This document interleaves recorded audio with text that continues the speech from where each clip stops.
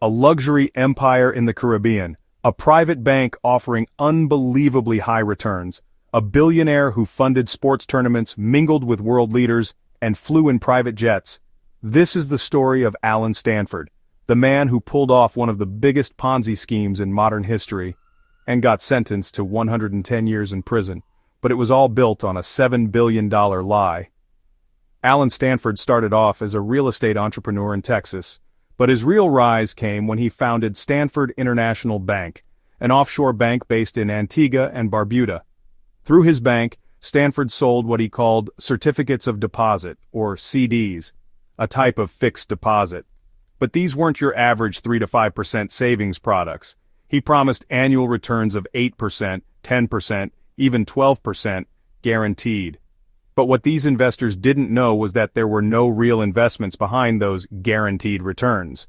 Stanford was running a classic Ponzi scheme. He took money from new investors and used it to pay returns to older ones. His financial statements were completely fabricated. External auditors were either fake or under pressure. And his reserves? Mostly fictional. He used client money to fund a lavish lifestyle, private jets, yachts, mansions, even his own cricket league in the West Indies. Meanwhile, real investors had no idea that their life savings were being burned to sustain a lie. In 2009, the house of cards fell. The United States Securities and Exchange Commission exposed the fraud. The high returns? Completely fake. The Stanford empire, from yachts to cricket stadiums, was built on money stolen from more than 30,000 investors across 130 countries.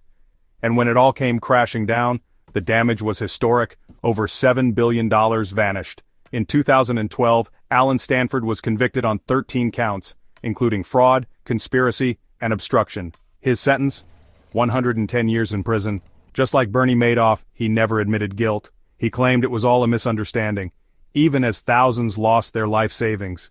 So why does this story still matter in 2025? Because the players may change, but the game remains the same. Today, many fintech companies and investment platforms promise returns of as high as 24% interest in the name of safe, fixed deposits or investment products. They use flashy apps, influencer marketing, and sometimes even guaranteed terms to lure investors. Sound familiar? It should.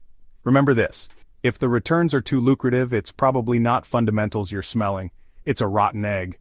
High returns always come with high risk. And if you don't understand where the returns are coming from, you might just be the next one holding the bag. Always ask, where's the money actually coming from? For more such stories, do subscribe to Fellow Investors.